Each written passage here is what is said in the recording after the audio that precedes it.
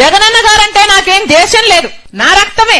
కానీ ఇది సిద్ధాంతపరమైన వ్యతిరేకం మాత్రమే. మేమంటున్నది ప్రజలు మీకు ఓట్లేస్తే మీరు ముఖ్యమంత్రులయ్యారు, అలాంటప్పుడు ప్రజలకు మీరు మేలు చేయాల్సిన బాధ్యత ఉందా లేదా అని మేము ప్రశ్నిస్తున్నాం. వ్యవసాయం రాజశేఖర రెడ్డి గారికి అంత ముఖ్యమైనప్పుడు ఆయన ఆశయాలను నిలబెడుతున్నామని చెప్తున్న జగనన్న గారికి రైతులంటే ఎందుకంత చిన్న చూపు, వ్యవసాయం అంటే ఎందుకంత చిన్న చూపు?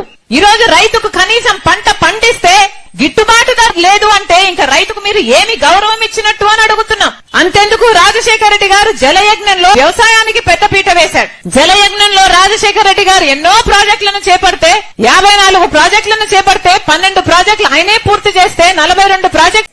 ఈ రోజులు రైతుల పరిస్థితి తీసుకుంటే మన రాష్ట్ర పరిస్థితి మొత్తము అర్థమైపోతుంది. రాజశేఖర రెడ్డి గారు ముఖ్యమంత్రిగా ఉన్నప్పుడు రైతే రాజు, వ్యవసాయం పండుగ.